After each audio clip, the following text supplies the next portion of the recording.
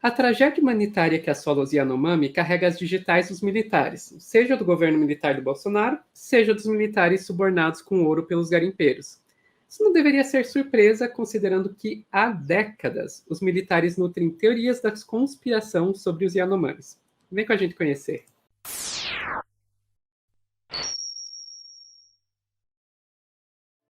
Enfim, vamos lá. Teorias da conspiração que... E quando eu digo há décadas, é há décadas mesmo. Tá nesse livrinho aqui, ó. A Farsa Yanomami, de Carlos Alberto Lima Mena Barreto, que foi publicada por uma editora do Exército em 1995. Gente, se vocês procurarem, vocês acham esse livrinho por aí. Bem facinho achar o PDF dele na internet. Mas, assim, se vocês forem tentar ler, se preparem. Se preparem, porque o negócio é pesado. Sabe aquela teoria da conspiração que vocês provavelmente já ouviram de que vão separar a Amazônia do Brasil, a Amazônia vai se tornar território internacional? Lembro quando era criança até falavam que não, porque nos mapas lá dos Estados Unidos a Amazônia já nem aparece como parte do território brasileiro e tal. É nesse nível de conspiração que esse livro trata.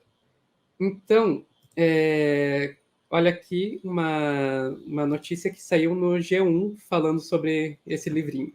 Livro de coronel que negava a existência dos Yanomami reflete crença difundida no Exército, avaliam especialistas. Militares acreditam que as reservas indígenas podem ser uma brecha para a perda da soberania da Amazônia. O ex-presidente Jair Bolsonaro era contra a demarcação de territórios indígenas e seu governo é acusado de liberar garimpo na região. Daí ali no texto. No livro, Mena Barreto afirmava ver um conluio entre ONGs e forças estrangeiras para separar do Brasil o território indígena. Aspas, cedê-los aos fictícios Yanomamis e preparar a dominação futura da Amazônia para a posterior criação de países indígenas independentes sob a tutela das Nações Unidas. Gente, vocês estão vendo o nível? Vocês estão vendo o nível? É isso, assim, quando olha a capa do livro, na verdade, ela resume muito qualquer teoria, né? É um gringo vestindo o rosto de um supostamente Yanomami, né? A ideia de que os gringos estão disfarçados, né? Que é essa grande farsa para pegar a Amazônia que eles estão inventando, que os Yanomamis, de fato, eles não existiriam, que eles são só gringos usando aí essa máscara.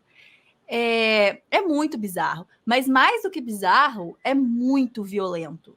Extremamente. A ideia de negar a existência de alguém não é uma coisa que a extrema-direita faz pouco e movimentos ultraconservadores fazem pouco. É um modus operandi. Com frequência, eles negam a existência de grupos que eles não aceitam que eles vão ter que lidar com esse grupo. E aí, por exemplo, o Bolsonaro, ele fez isso ano passado. Lembra quando ele negou que existisse fome no Brasil?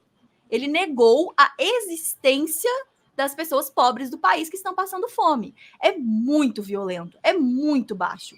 E aí tem vários outros exemplos. Por exemplo, o discurso de que a homossexualidade ela é uma escolha, que você não nasce gay, que você escolhe se você vai gostar de um homem ou se você vai gostar de uma mulher. Tipo, não existe uma pessoa... a homossexualidade ela não existe. Aí a gente pega também, por exemplo, com pessoas trans. As TF, por exemplo. Não existe gente trans. É nesse nível, é no nível da violência de negar a existência, que é uma violência muito profunda, muito cruel, que ela é um nível elevado de eu não vou nem conversar com você, mas com o adicional de porque você nem existe. Porque você nem existe. Tipo, eu me recuso a dialogar com as causas e os problemas desse povo não existem, porque esse povo não existe. Tipo, é muito violento, é um negócio que, assim, me deixa arrepiada, sabe? E, assim, a gente sabe que os Yanomamis são tratados assim, e outros povos indígenas são tratados assim, por gente que não tem esse discurso tão claro. Mas, por exemplo, a própria tragédia que eles estão vivendo agora no território Yanomami, ele vem sido anunciado há muito tempo. As próprias pessoas Yanomami, elas estão pedindo socorro há muito tempo. E a grande mídia trata como se não existisse.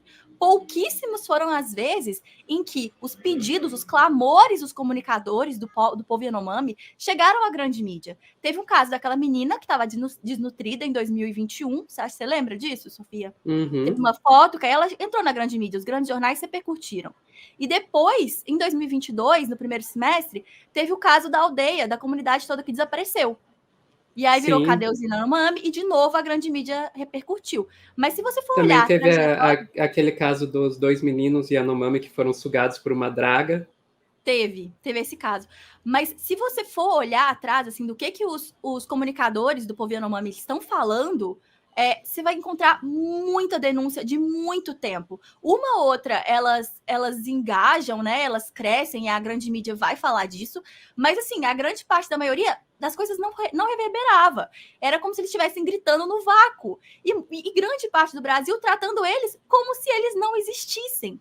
Literalmente. Uhum. Então, eu acho assim que uma coisa muito importante de falar hoje, quando a gente está pensando em Yanomami, é que uma coisa que dá para a gente fazer, cada um de nós, é seguir comunicadores Yanomami nas redes sociais. Eles existem, eles falam por si mesmos e eles precisam que a gente reverbere. Então, assim, que de alguma coisa saia dessa sensação de que tanta gente está descobrindo que eles estavam invibilizados, que eles estavam passando por uma tragédia, que eles precisavam muito ser ouvidos. Então, a gente pode, então, cada um de nós, dar esse passo e ir atrás. Então, eu vou sugerir para vocês, para quem usa Twitter, 2 comunicadores do povo Yanomami que eu acompanho há um tempo, e eu vou sugerir, didaticamente, assim, que vocês deem uma olhada no feed, para você ver há quanto tempo aquela pessoa está falando e quanta coisa absurda ela está mostrando. Então, assim, eu vou sugerir lá no Twitter que vocês sigam o @Dario Copenaua, _Copenaua, @Dario Copenaua. E também o @J Yanomami. Ele é o Júnior Hakurari Yanomami, foi ele que denunciou aquela vez que repercutiu o caso da aldeia que desapareceu. Eles são comunicadores, né, do povo Yanomami, que vão fazer para a gente essa ponte entre o que está acontecendo de verdade, sem que a gente precisa que a grande mídia diga para a gente que eles existem. Eles existem tanto que eles estão falando por eles mesmos, sabe? Então, desculpa aí, foi um rant, né? Mas é porque é um assunto que mexe muito comigo. Eu estou muito abalada, assim, imagino que grande parte do chat, imagino que você também. É um negócio que me tirou do eixo, mas eu sinto que a gente não pode deixar de novo que o povo Yanomami e outros povos indígenas sejam tratados como não existentes, porque isso é a coisa mais violenta que você pode fazer com um grupo social. Exatamente, eu acho que isso estende-se, como você mesma falou, para outros povos, né? Porque a gente está falando muito dos Yanomami, porque agora isso, assim, tipo, veio essas imagens muito chocantes e tal, mas os Yanomami não são o único povo indígena que está sob ataque no Brasil. Muito pelo contrário, todos os povos indígenas estão sob ataque no Brasil.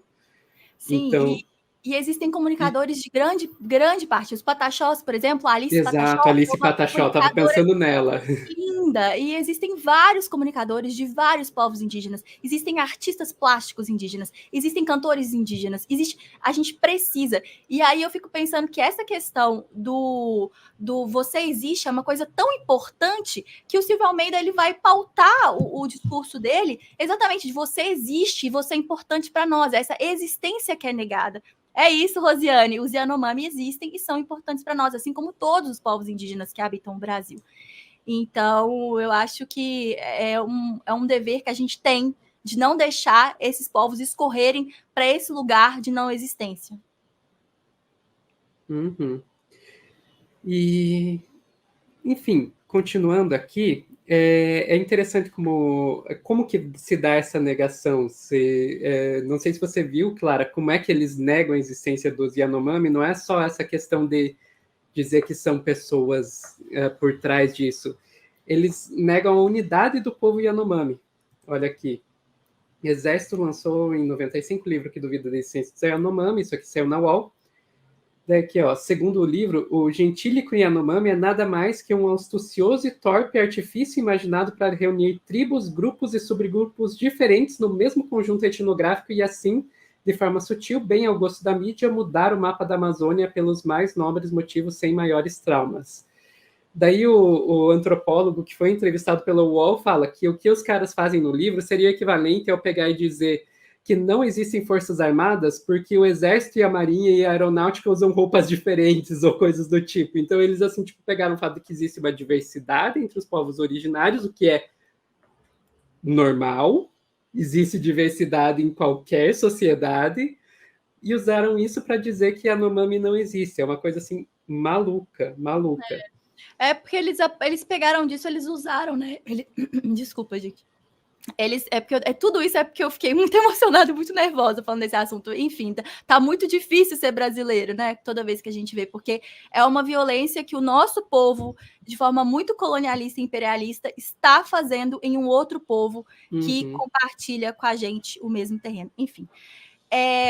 Então, eu acho que a questão que eu sinto assim que mais pega sobre essa, é porque eles souberam usar, Sofia. É maldoso. Não é uma coisa que acontece, aconteceu, eles usaram esses termos. Não, é planejado.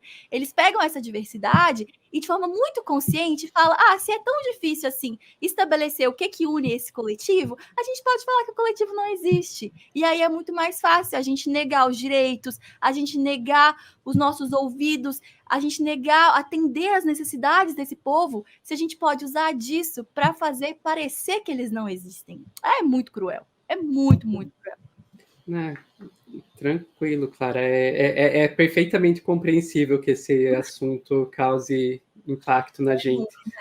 Muito ruim. E daí, vendo no próprio livro, Clara, eu vi que a violência também se estendeu para além dos indígenas. No livro, eles vão contar lá da história da Cláudia Andujar, que é uma fotógrafa que acompanhava os Yanomami, que lutava pela sobrevivência dos Yanomami, que eles colocam como a grande culpada, a grande responsável por essa farsa, sendo que ela foi uma pessoa que chegou a ser enquadrada na Lei de Segurança Nacional durante a ditadura militar. Então, uma pessoa assim, tipo, que sofreu muito na mão dos militares, e eles pegam a imagem dela para tentar usar como bode expiatório dessa grande conspiração. Assim, tipo, é uma coisa absurda. E o trabalho dela é de uma beleza, é de uma coisa, é tão lindo. Quem tiver a oportunidade, no Inhotim tem um pavilhão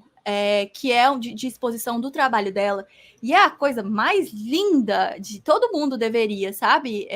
Ter essa experiência de poder encontrar o trabalho dela, porque é esse trabalho muito que te dá a impressão de que você estava ali, sabe? Que te traz uma proximidade, é um trabalho muito poético, muito lindo, e é realmente de uma violência extrema usar um trabalho como esse para deturpar, né? Toda a narrativa, toda a história da pessoa, de trazer visibilidade para usar isso para criar essa invisibilidade. Então, assim, enfim, né?